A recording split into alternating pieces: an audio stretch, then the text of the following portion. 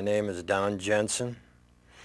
I was on the USS Pennsylvania at the time of Pearl Harbor. On that Sunday morning, it was a nice 80-degree weather and all this beautiful weather. I had gone out to the deck, took the Sunday paper, and I sat there, and in a minute a plane went by. It didn't even ring a bell. When the second one went by, I saw the red meatball on the side of the airplane and realized that it wasn't a drill. This was something greater than that. And then when the third one came by, we knew that there was a problem. And it was just a mass confusion from that time on. We got strafed by the planes that were coming in. Everybody was rushing around in the area trying to find something to do. A sailor come up to me, and we had a 50 caliber machine gun, and he helped me set it up, had me some ammunition, and so I fired at the airplanes as they were coming in. You had a pretty good shot at them, but you never knew whether you hit them or not, but they were so low that it's possible that we hit them. That first 53 minutes that the fighter planes were there and the torpedo planes were there, it was just a mess of not having any idea where they were coming from or anything else. But they were so low that most of them, you could see the gunner, the pilot from the torpedo planes, and the fighters. You could see the pilots. They were that low. You were in such cramped quarters that you had to be careful where you fired the gun, because if you swung it too far around, you would hit one of our own ships or a building. You could see the explosions. Nothing ever got quiet because the bombs would explode and the ammunition from the ships would explode. Ships were rolling over. You could see the water that was on fire from the oil that was on the water. You could see the pickup boats that were bringing people out of the water that were actually burning and hauling them over towards the hospital. I think about those sailors and Marines that were in the hospitaling water and the explosions of the Arizona. And I think the worst thing that I can think about was 2 days afterwards when I was with Admiral Kimmel on an inspection tour. We went over to the Arizona, and you could hear the rapping on the wall from people inside the hull of the ship, and we couldn't do a thing about it. Many of them are still in that ship on the bottom.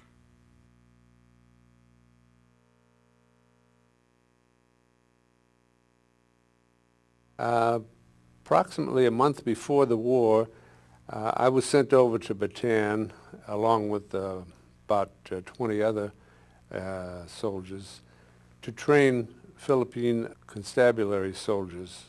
These were actually draftees that were pulled off the street because there was such a shortage of soldiers on the front line. Unfortunately, most of the ammunition that we had was all World War I. And we had a tremendous amount of problem with this ammunition because at least 1 out of 4 bullets was a dud, and at least 1 out of every 3 hand grenades was a dud. So for every hand grenade you threw, you had to throw at least 3 more to make sure that you had an effect on the enemy. And this was pretty dangerous because you don't have much time to duck when you throw a hand grenade. I was on Bataan for approximately 3 weeks when General King ordered the surrender of Bataan. I, along with my battalion that I was attached to, was surrounded by the Japanese soldiers. They took all our arms, naturally, and then pushed us back out on the road near Marvelis. I was on the death march for 2 days and 3 nights. And during that period of time, I saw hundreds of Filipinos and Americans shot, bayoneted, their heads cut off with swords by the officers for the slightest infraction. I knew I couldn't take this I wasn't going to last long myself. So during a rainstorm, there was a lot of lightning and thunder, a lot of noise. I dove off the side of the road and into the jungle and worked my way deeply as I could into the jungle and get away from the column. It took me approximately 4 days to work my way back to Marivelis, and I gathered up some wood and debris that was there, tied it together with anything I could find, and worked myself out into the bay and swam back to Corregidor. I would say that it took me a good 10 hours that I was in the water, not knowing at the time, but found out later that it was shark infested. But evidently I wasn't good enough to eat, and they weren't interested in me, thank goodness. Washing Machine Charlie was our mysterious visitor who used to come around at night, and you could hear him, and he had a very distinctive sound, and it sounded like a washing machine. And they would come around at night, and they would go around and around and around, you know, endlessly, and then they would finally drop a bomb. It was like eeny, meeny, miny, moe, and then drop the bomb over here. Well, one of them could have got me. 2 days after we left the beachhead area in Guadalcanal, where we first landed, we went to the front lines. One of these Japanese bombers dropped a bomb that hit right in where our company area had been and did a lot of damage. So fortunately, we were not there. Once in a while, they dropped the bomb and hurt or even killed somebody. But we would laugh because they would usually miss everything. The idea was to harass us and to keep us awake and to keep us nervous, and it was more of a nuisance sort of thing. Our searchlights would try to pick them up. Sometimes they did. And we would shoot our anti-aircraft shells at them. Once in a while we'd hit one, but they would drop their bombs and then they'd leave. We would watch it. It became our nightly television show. If he hadn't come around that night, it was like, gee, we didn't get to see our favorite show tonight. It was the only entertainment we had. And we would, actually, you had like a cheering section. Guys would yell and cheer, go for it, Charlie, and hey, there he is, get him, get him. And one night, Washing Machine Charlie came, and the poor guy was going around and around and around, and all of a sudden we saw this big ball of fire. I mean, it just went whoom, and we knew he'd gotten hit, and he just exploded up there. Well, what we didn't know was that they had brought in some Black Widow night fighters, and they'd just been waiting for this guy to come around. Well, once or twice with the Black Widow night fighters, and poor old Washing Machine Charlie never came back. We kind of missed him too.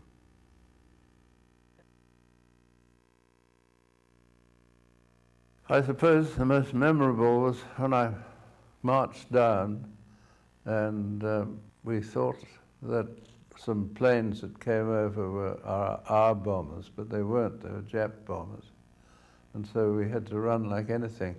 And as we ran, down came some parachutes with food and a copy of the Tokyo Times talking about a great win the Japs had, which they never did.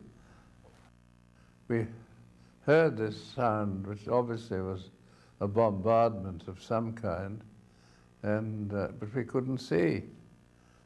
And so Solomon Arnold came up to me and said, "Master, me sorry too much, Japan fleety come."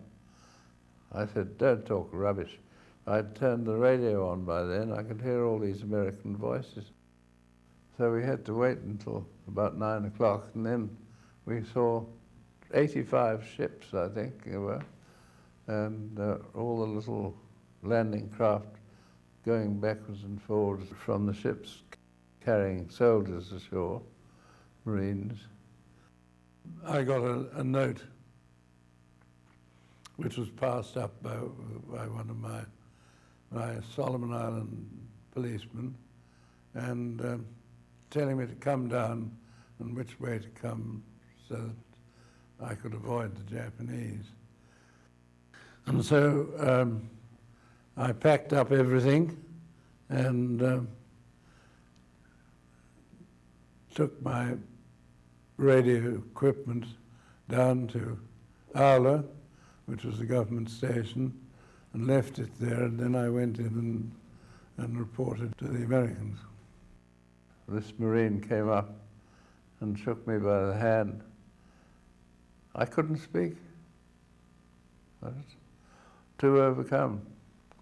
That was the happiest day of my life.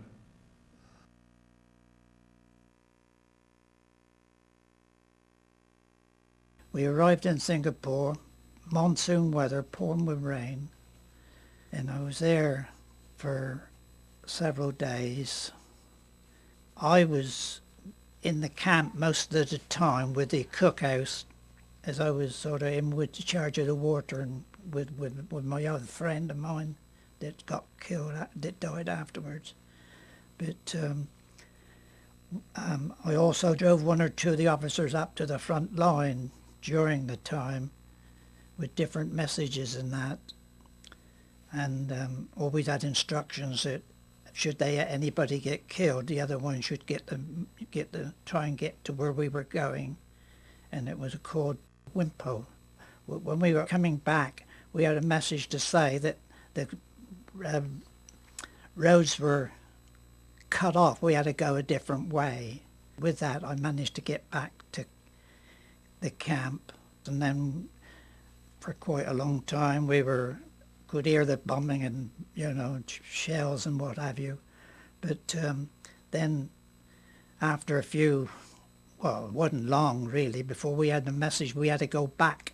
So we started going back to Singapore, and from day to day we went farther into Singapore. After we got over the bridge, we thought we might be all right, but we could hear the Japanese. We could hear the shells coming over at us, and we could hear all their messages and that. I could hear them quite plain, so I knew they weren't far away.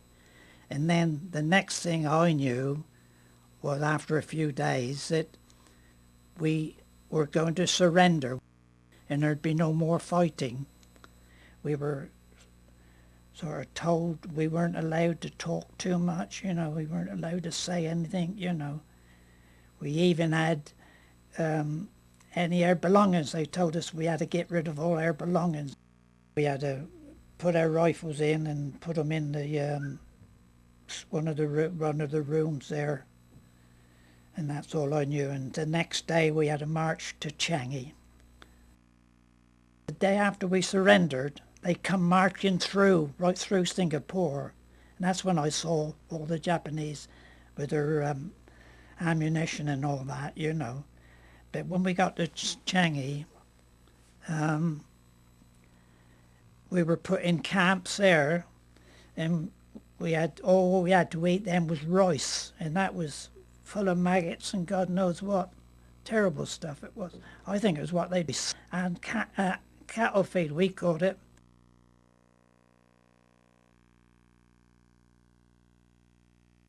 This is a Browning automatic rifle. This was my favorite weapon. One like this was issued to me right out of boot camp. I carried this weapon basically through 4 campaigns. It's a full automatic weapon, 450 rounds per minute rate of fire. However, it did have a selector on it so that you could fire a single shot if you wanted to. Each one of these clips held 20 rounds. The ammunition belt loaded actually weighs more than the BAR does.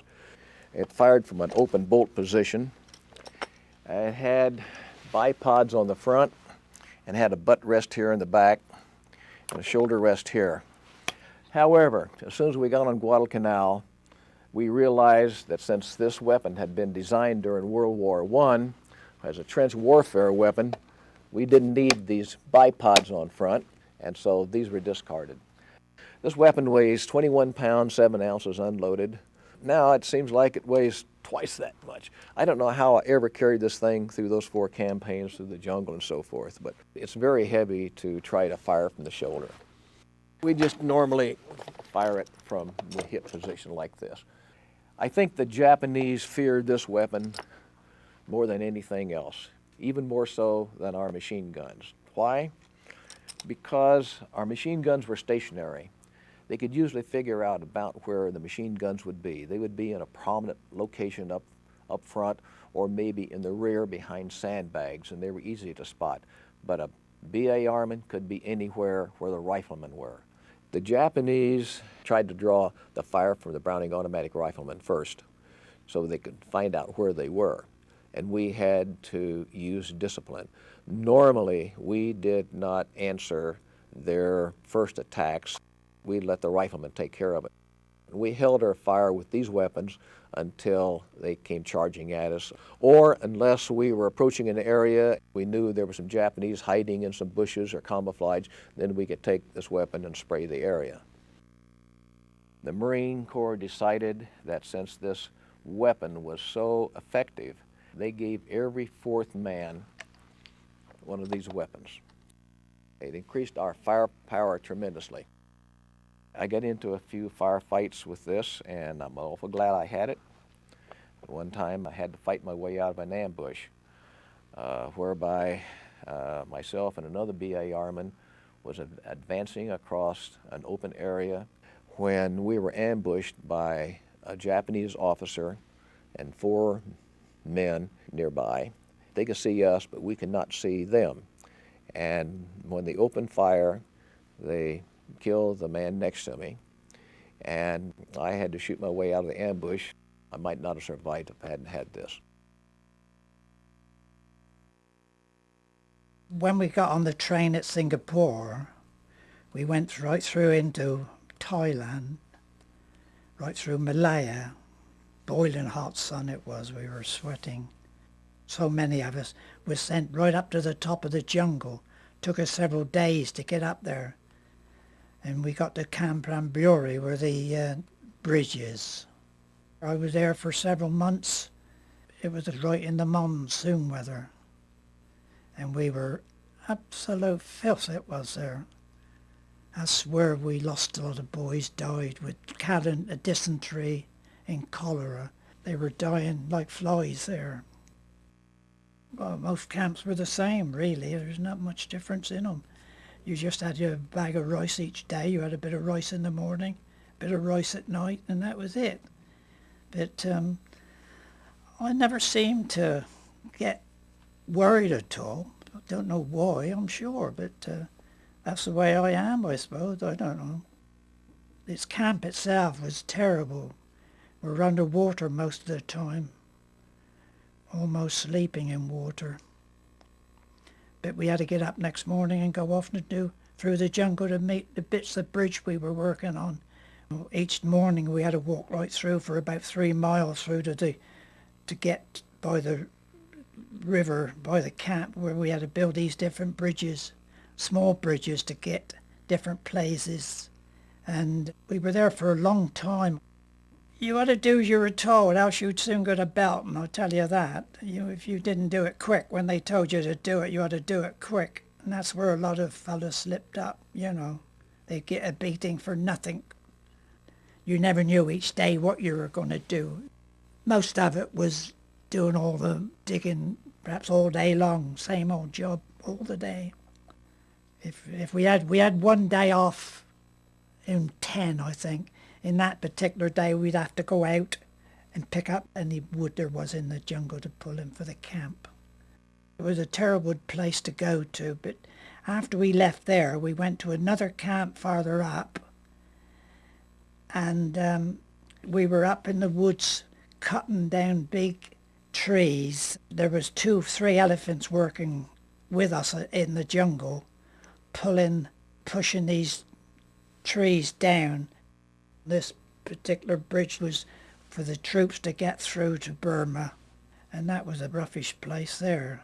There was 3 or 4 men escaped there, Arab soldiers, and within 4 days they were found, And they took them out next day in a truck. And the guards got in with their rifles and they went and we didn't see no more of them. So they were shot somewhere out in the jungle.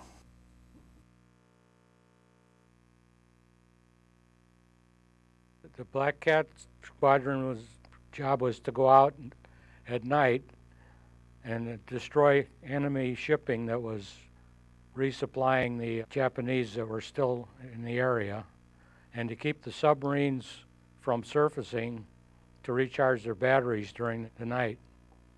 The plane was originally designed just for reconnaissance, so then they put bomb racks under the wings to carry the bombs and the torpedoes. We could carry 2,000-pound payload, 500-pound bombs, or 2 torpedoes, 1,000 pounds each, or 4 depth charges, which were 500 pounds each. We had a 50 caliber gun on each side in a clamshell blister that could be opened up so the gun could be fired, and 230 calibers in the nose. A typical Black Cat mission would be we would take off at sunset. A radar would pick up a submarine. Most of the time the submarines would submerge before we could get to them, and at that point we didn't have any way to tell which way they went. There was 5 squadrons of us out there. We had 15 planes in each squadron, and we would take turns with different missions. During the day, their ships would be camouflaged. They would put vegetation and stuff on them so you couldn't see them, and the Air Force had trouble finding them. At night, once they got underway, they were very visible because of the luminous wake that moving ship creates due to the phosphorescent stuff in the sea, especially on a moonlit night. Our main protection was that we flew at night where they couldn't see us. They couldn't hear us coming, and after we left the scene, they couldn't see us leaving. Our method of attack was to sneak up on them. The idea was to see a ship, drop down to sea level, 50 feet, and make a run on the ship, let our bombs go so it would sink or disable it, and keep going so they couldn't shoot us down. Because of our slow speed and low altitude, we would come up over the horizon before they were aware of us. We were always trying not to be spotted, to avoid any contact with fighters because we were so vulnerable. A fighter could shoot a PBY down with no trouble at all.